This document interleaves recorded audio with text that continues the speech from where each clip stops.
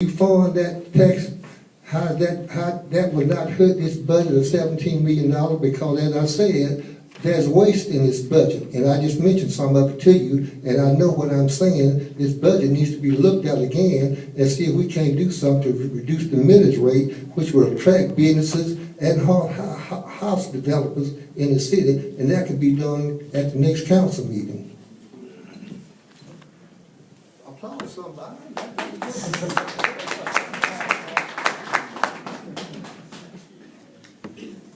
But remember, the decision you make in this election isn't about whether we should redevelop this community. We all know it needs redeveloping.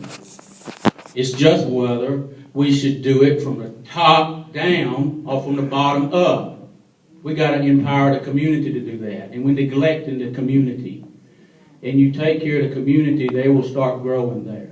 Thank you.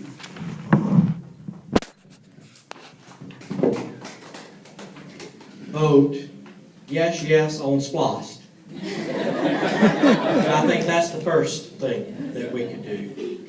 And maybe to spend a little bit of time back on the previous question that was asked by Mr. Sandy.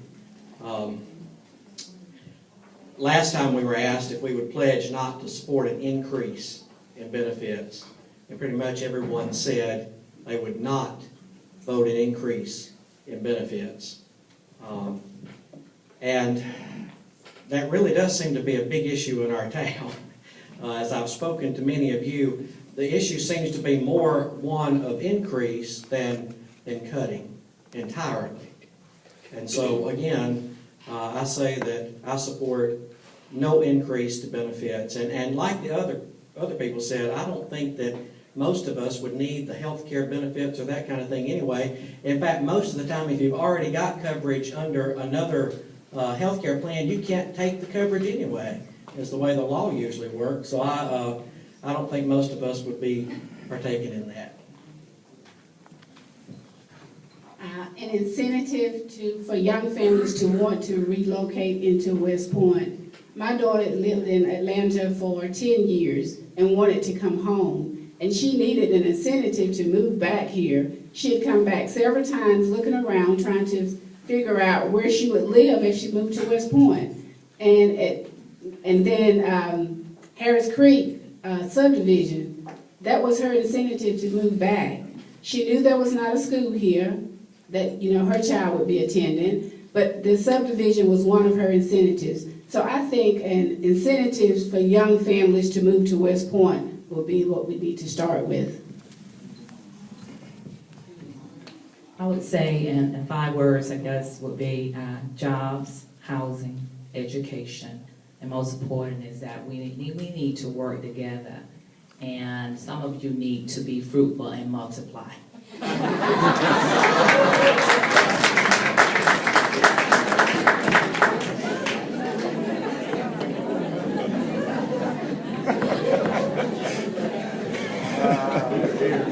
think it's twofold. I think one, we focus on bringing in new businesses.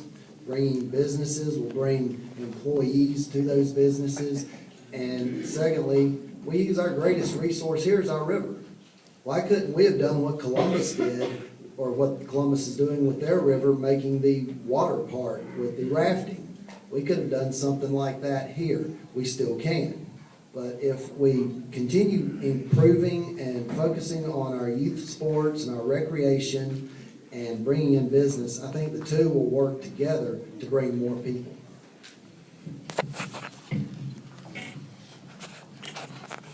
Judy Wilkinson, West Point. At the last forum, there seemed to be a problem with non-West Point residents asking questions that have business interest and or pay property tax in West Point. If money speaks louder than words and also has the potential to affect your vote, can you tell us who has contributed to your campaigns that don't live in West Point? Nobody. No one, not even in West Point. No one. I have no contribution to a report at all, and my contribution is the people and the citizens of West Point. I fully support the right of any property owner to address this council, man council. However, I do think that how that city council operates is the city of West Point's business. And if you have property, we have property owners in Illinois, New York, California, and Hawaii. Does that mean every property owner that comes to West Point has a right to ask us how we should operate because I own some property? I don't think so. So I think if they have a question about their property, yes, should it concern their taxes? They may want to develop it. But I don't ever see people from West Point, Illinois, or Valley asking questions of this magnitude, and I can't figure out why this is always going on, usually between Lynette and West Point. And I just think that, I just wouldn't go to the city of Lynette with all due respect and ask the mayor and the city council what I think they should do and how they should operate their city. I think that's not right. And that's what the citizens of West Point should do. But if you got a question about your property, your interest, I think we can send you to the city manager or Samuel Osborne. They can give you the information you need about your property. That's just the way I see that issue, and I stand by that.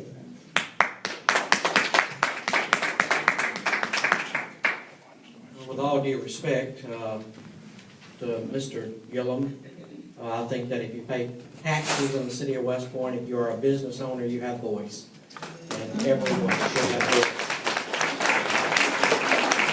Because if I own a business in Lynette, I would expect voice before the Lynette City Council. To answer Judy's question, I've received money from no one. Outside the city, including myself, I put a lot into it. I live in the city.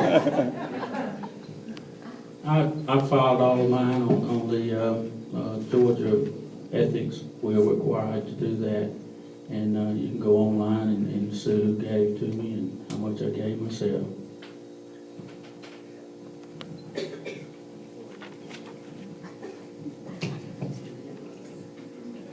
Judy, I've had two non-West Point residents volunteer contributions to my campaign.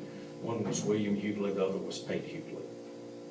And to answer, I think the second part of your question is how does that affect business decision, or how does that affect your ability to govern?